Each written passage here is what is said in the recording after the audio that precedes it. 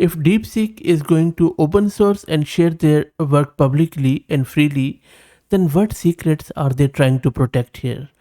If you look at this news item, you start scratching your head as it seems that things are becoming really, really serious here. To give you a bit of a context, previously we covered this news item where OpenAI called for DeepSeek ban from US government, and the AI war sort of heat up from there. And then we also covered this news where Anthropic warned White House about DeepSeek R1. So this news item from theinformation.com really makes you wonder as where exactly these things are going. Now in this video, I'm going to look this news item very objectively and rationally, and then we will discuss in comments as what exactly is going to happen likely in the light of this news item. I stumbled upon this news item from social media as this person started talking about it, and there are a lot of other tweets and screenshots, such as this one, where people are talking a lot more about it. But you can read about this article on theinformation.com, and I will drop the link to it in video's description.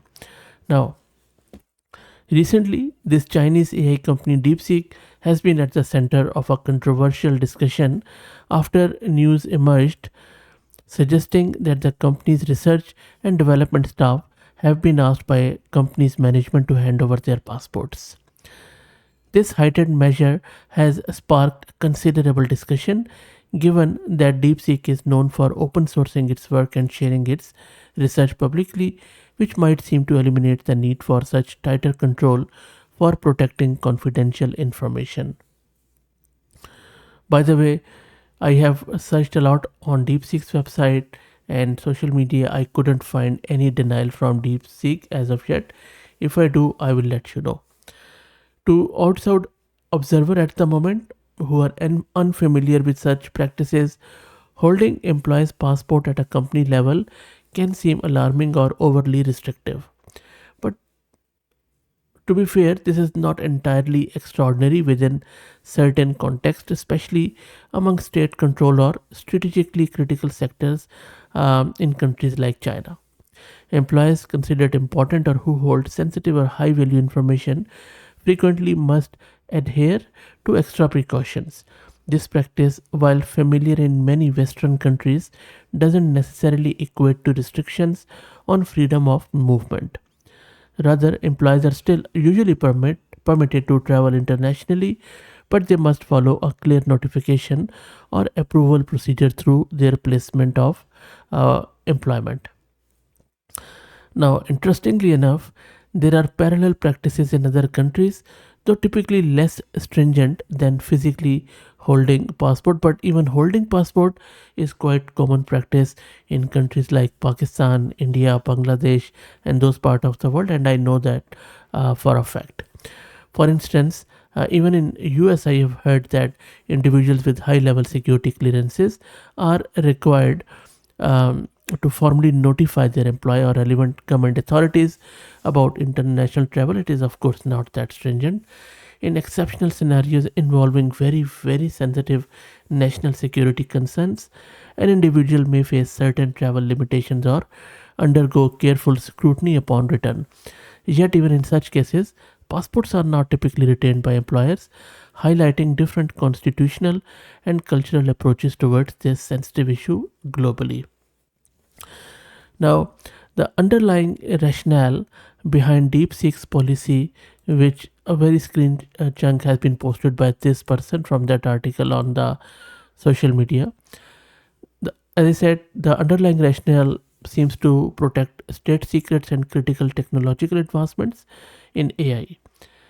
And amid this rapidly intensifying competition, the AI research industry is moving closer towards geopolitical significance, which is really reminiscent of the scenario suggested by some observers, referencing the fictional universe of Ghost in the Shell, where advanced technology researchers are treated with similar strategic importance to personnel handling classified military intelligence or weaponry.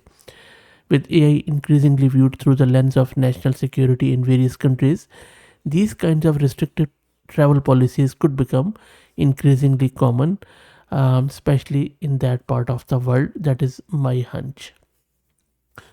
While DeepSeek's actions have raised many eyebrows, I would say in the AI community, especially, particularly given its open source philosophy, I think this episode underscores evolving perceptions and complexities around technological research and cross border knowledge transfers. Given the expanding global competition in AI, practices similar to these implemented by DeepSeek may become an increasingly standardized procedure in various countries worldwide. But nonetheless, from a neutral and measured standpoint, it is important to clarify that such measures need to maintain an appropriate balance between legitimate national security concerns and respecting the right of individual researchers. As AI continues to become critical infrastructure, policymakers everywhere may soon face the task of clearly defining frameworks that adequately address these dual priorities, safeguarding technological advances and respecting individual freedom. And I think that very stringent regulations might be coming, as this thing is really becoming very serious all over the globe. But still, if you ask me, I am quite hopeful. Despite the complexities and sensitive associated with increased restrictions and security measures, there remains ample room for optimism. The global AI community thrives precisely because of robust collaboration and open exchange of knowledge. Companies like DeepSeek, through their continuing commitment to open source contributions, highlight the cooperation need to be entirely not to be entirely hampered by geopolitical concerns.